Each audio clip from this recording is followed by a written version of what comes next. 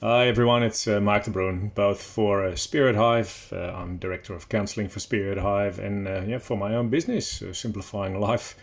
Um, kind of casual today, and you'll see me in a bit of an odd environment. I never thought I would be doing this, but I've actually been flying in and flying out. I'm a FIFO worker at the moment, doing counseling work, mental health work in a gas production facility, or in a number of gas production facilities actually in West Queensland. So I'm about to go back home. I've done my 2 weeks, but that's all beside the point. Very interesting experience, and got another swing coming up. You'll see me unshaven and in a t-shirt this time around. Hey, the topic that I want to discuss today is emotional intelligence. I won't keep it too long. These videos are always pretty short. Emotional intelligence is something that and I'll have to be honest, when I was younger, I didn't always value the way I value it now. Through all sorts of life stories, I didn't really think that emotions were a very interesting thing for me, because many of them were quite negative and I didn't like them. Positive ones were great, but there weren't too many of those. Again, long stories. And I put a lot of my emphasis and my drive and my endeavors in what I would now call intellect rather than intelligence. So, and I've got nothing against that. Understand me correctly. I'm a self-confessed nerd, but I think as a human being, I at least focused a lot on becoming more and more intellectual, focusing on academic endeavors and trying to get some sense of self-worth out of that, leaving the emotional side behind a little bit until maybe 20 years ago or something. Now, when you look at emotional intelligence, EI, if you want to summarize it really quick, it's the ability to recognize your own emotions, to recognize other people's emotions, and to work with them, to communicate with them, and to interact with people in a human way, in a humanistic way. And I think, to be honest, I know a lot of intellectual people, so let's call them the left-brained intellectual academic nerds with very little intelligence. And I know a fair few very intelligent people that have had no academic training at all. So you can be either or, but as with everything in life, I think a combination of both would be very useful. So what is emotional intelligence to me? I think if I look at myself, it's that idea of being okay with whatever emotions you feel, being able to label them accurately and to not run away from them. Which I must have confessed I have done for a very long time, because I just find them quite unbearable as a young kid. Now I go like, okay, I don't have to like the emotions that I feel, but if I want to improve myself as a human being, I got to face them. And that's part of the mindfulness movement as well, obviously. It's like, be okay with not being okay. Be here in the here and now, even if the here and now is not fun.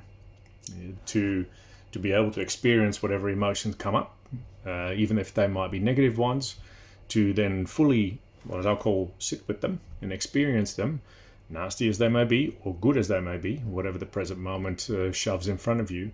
That to me is a sign of emotional intelligence, to be okay with those emotions no matter where they go. Now, obviously there's a long story behind that, and that all falls within the mindfulness school of thought that I got trained in quite deeply. The other thing is, after me or you being able to experience and feel your own emotions fully and honestly, and to label them correctly.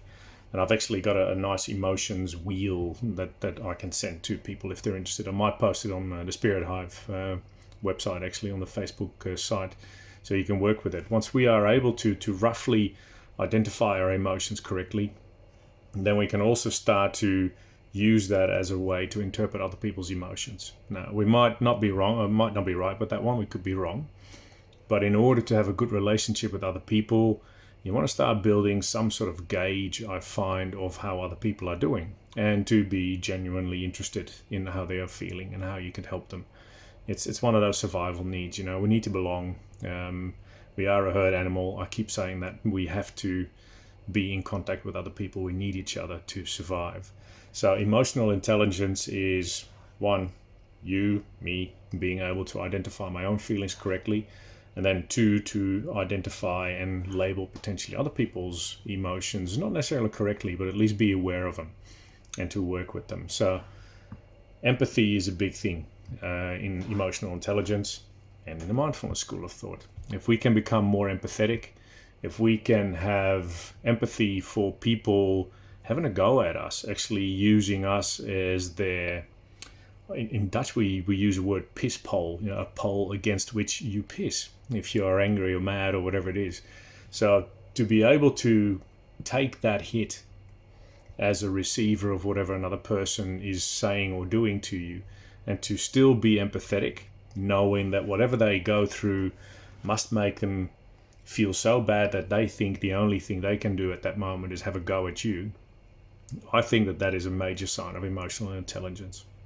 If you can sit being bombarded with whatever you're being bombarded with, now you will not feel good about that, but if you can sit with that, understanding that the other person would potentially not do that unless they would be in a particular state that makes them do that.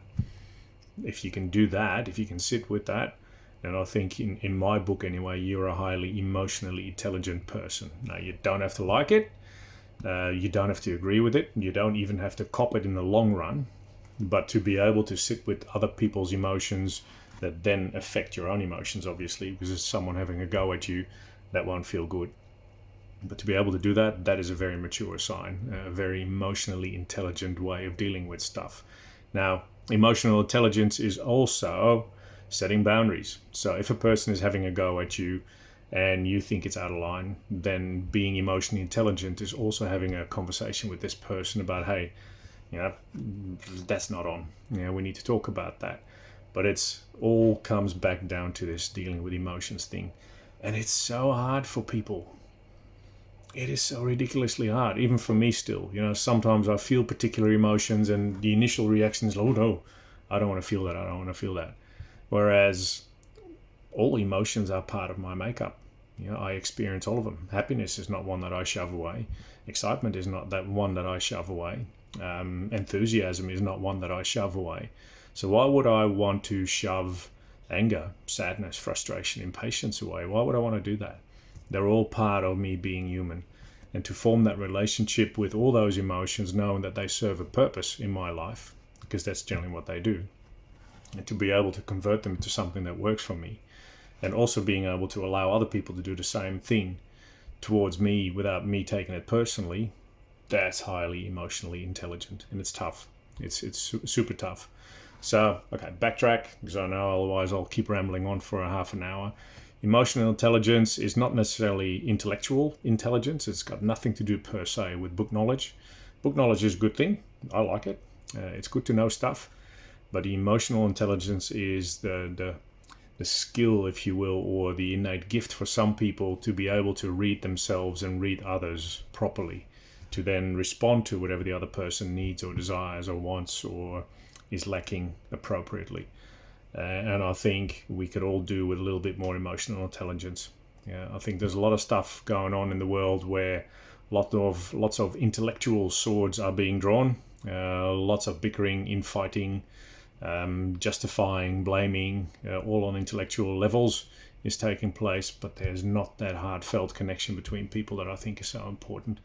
So if there is something we can learn as a species, as human beings, I definitely think that becoming more emotionally intelligent is one very good thing. Now, as always, there's way more to be said about this, but I think start developing that relationship with your own emotions. Don't be afraid of them. They're there for a purpose. They're part of your normal human makeup. They're there to tell you something. Use it. Don't run away. It's useless anyway, because they'll keep coming back, even if it might be through the back door. So if you got questions about this or want to keep discussing things with me, feel free to contact us either via Spirit Hive or find me on Facebook or wherever. Send me a message and we'll keep talking. And greetings from my little donga here in West Queensland, and look forward to seeing you next time. Have a good one.